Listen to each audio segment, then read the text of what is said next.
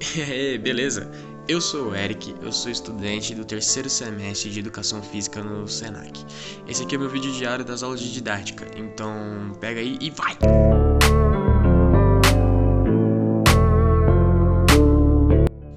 Bom, vamos lá. Antes de começar a descrever o que a gente aprendeu nas aulas dia a dia, bom, eu espero que vocês não liguem pela parede aqui, tá? Eu vou falar o que é didática e o que ela está descrita no dicionário.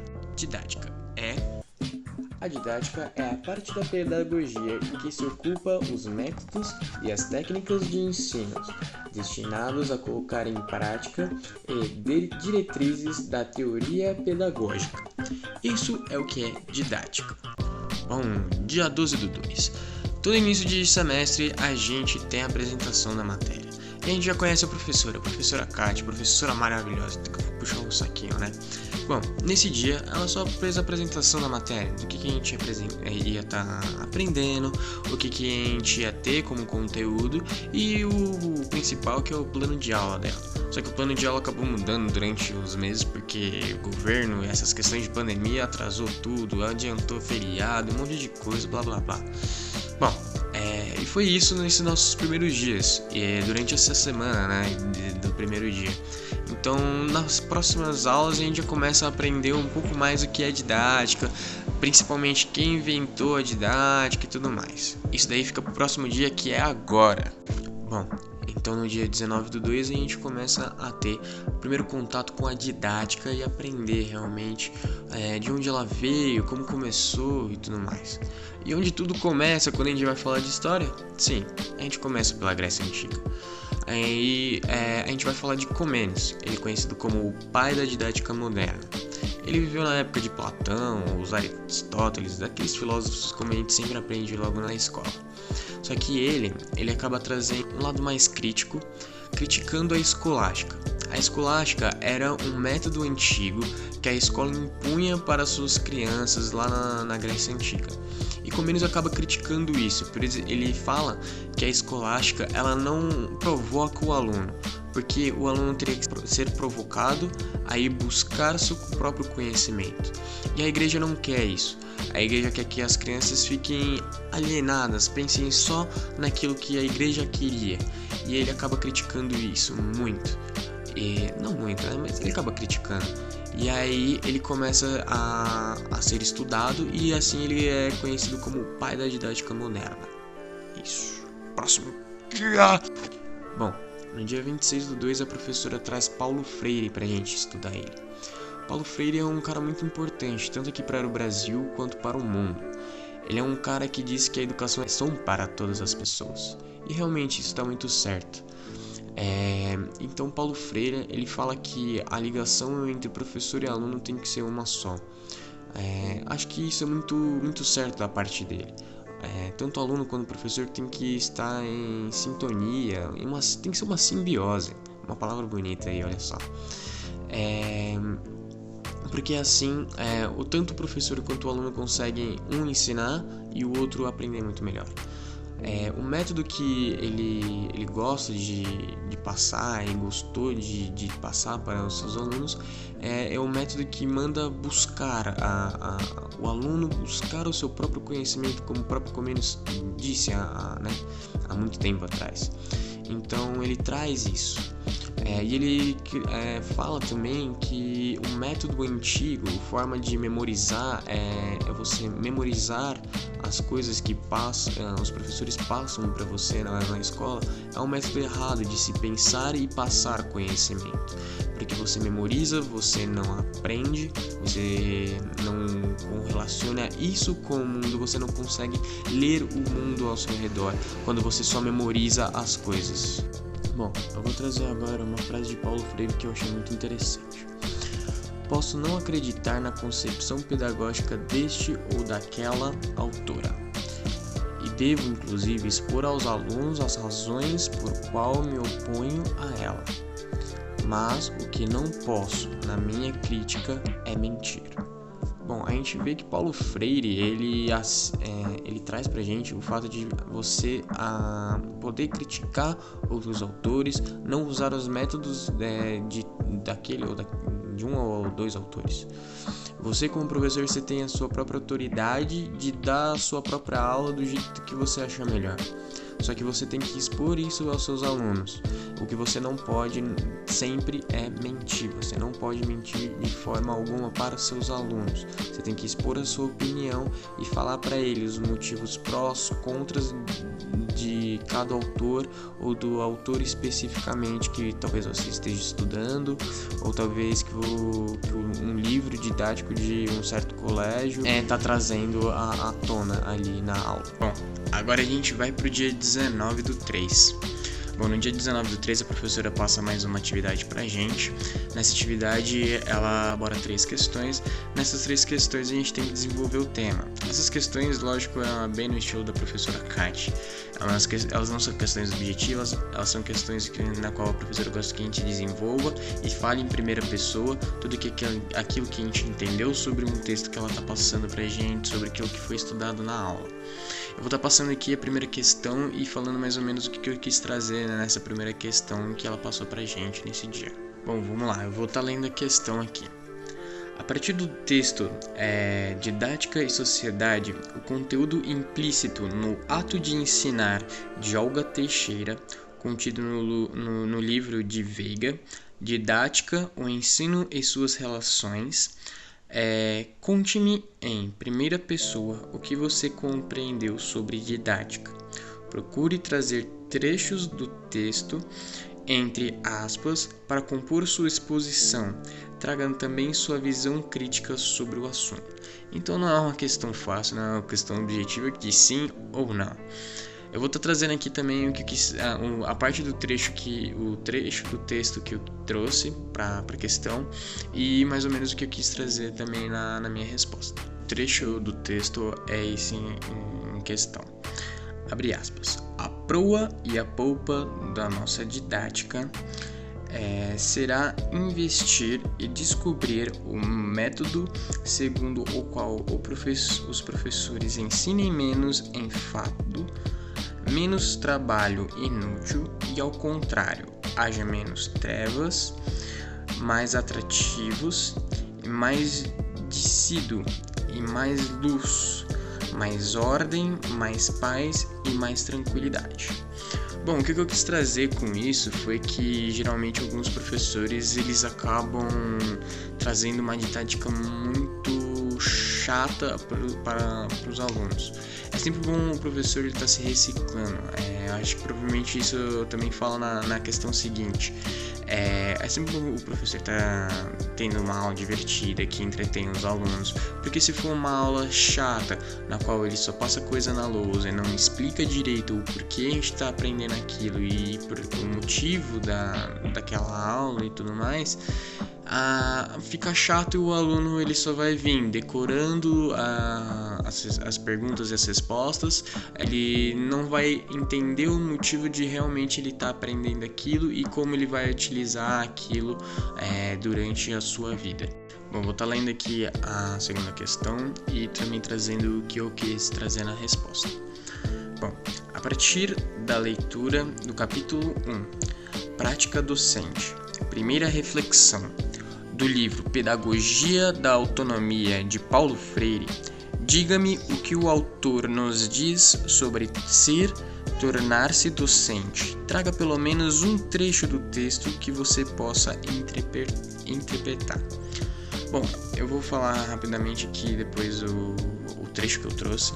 Nessa parte do texto, eu compreendi foi que o docente, a pessoa que vai estar ensinando, ele precisa ser uma pessoa sempre atualizada. Seja ele um professor de matemática, um professor de história, qualquer ramo, principalmente no nosso ramo da educação física. Sempre saindo artigos científicos novos com várias questões, então a gente precisa sempre estar se atualizando, ser o mais profissional possível, sempre estar buscando novas informações, trazer dados, gráficos e aplicar isso no aluno. Tomar esse conhecimento para a gente aplicar isso no aluno da melhor forma possível. Bom, a parte do texto que eu trouxe na questão foi essa em seguinte, eu vou ler aqui. Abre aspas. Quem ensina, aprende ao ensinar, e quem aprende, ensina ao aprender. Isso é uma relação que muitas vezes os professores falam pra gente, que é uma relação na qual a gente aprende bastante com os professores, mas os professores também aprendem muito com a gente. As nossas experiências de vida vai sempre trazer novas questões para o professor, ele vai começar a entender aquilo que ele pode não ter entendido algum tempo atrás, ou em relação a algum artigo ou alguma coisa. Então é por isso que sempre você como docente, como professor, você sempre tem que estar atualizado e aprender com as experiências das outras pessoas, dos seus alunos. É isso que eu entendi no texto e o que eu quis trazer com esse trecho aqui que eu escolhi dentro do texto. Bom, a terceira e última questão dessa avaliação foi a seguinte: pensando em Paulo Freire e no texto indicado, é possível transferir isso à educação física? Bom, o que a professora quer nesse texto é que a gente pegue esse primeiro capítulo que a gente leu e transfira para o nosso ramo da educação física, porque Paulo Freire não era do ramo da educação física, né? E lendo o texto, vendo tudo, essa questão da gente sempre estar com a relação com a pergunta, com a segunda pergunta, nós como professores de educação física, futuramente, a gente sempre vai estar precisando ensinar alguma coisa a um aluno. Então a gente sempre vai estar ou aprendendo com ele e também ensinando a ele a novos movimentos e essas novas coisas que a gente vai estar se atualizando. Então é por isso que a questão do texto, principalmente essa questão que eu trouxe na questão anterior, que se refere a gente estar sempre se atualizando, eu acho muito importante trazer isso para o nosso ramo da educação física. É um ramo onde tem diversas áreas, onde a gente pode estar abrindo um leque de opções para a gente estar trabalhando e estar sempre estudando sobre músculo, sobre novos métodos de se dar aula em casa, dentro da academia, novos tipos de exercícios para pegar um grupamento de músculos diferente.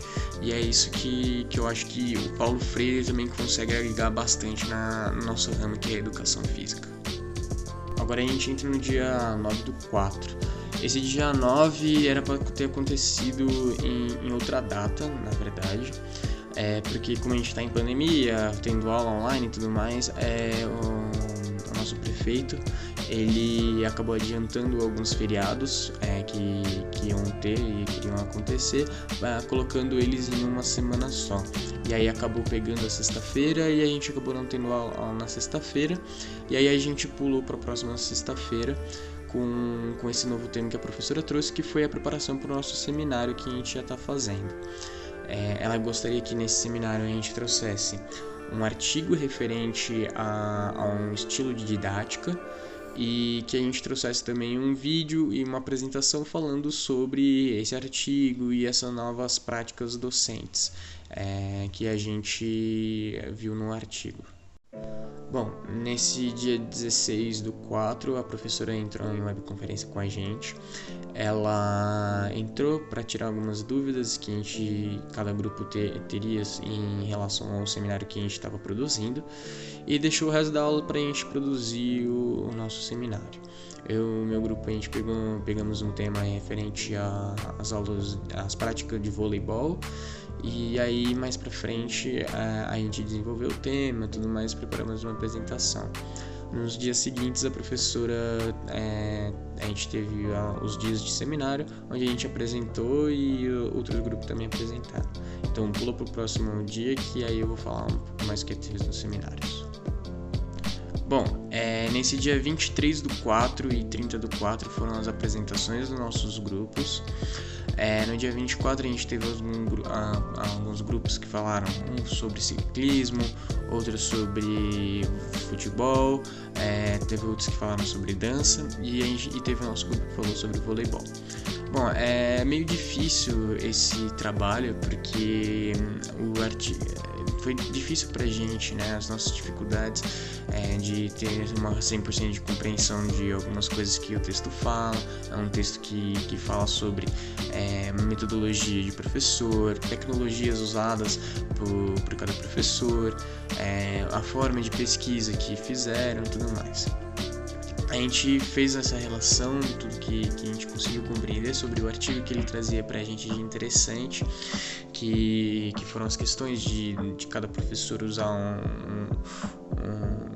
um tipo de tecnologia para produzir seus vídeos e dar as suas aulas de voleibol.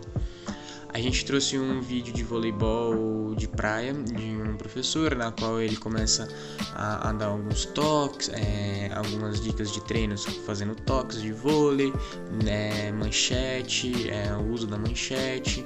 Só que nesse vídeo que a gente pegou era um vídeo mais avançado para pessoas mais avançadas, pessoas que já sabiam jogar vôlei, sabiam dar um toque, sabiam dar uma manchete e sabiam fazer outras atividades, pessoas mais avançadas. Não era um vídeo para pessoas que estão iniciando agora no voleibol.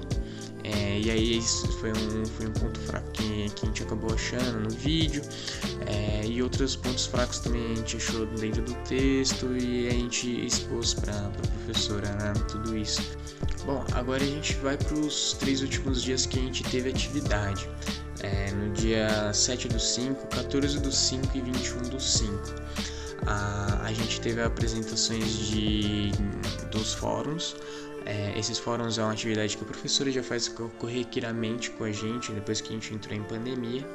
Ela geralmente dá um texto pra gente, um texto referente à temática de didática, e aí ela pede pra gente ler esse texto, esses artigos, e desenvolver eles, trazendo nossa opinião e o que a gente entendeu sobre o texto.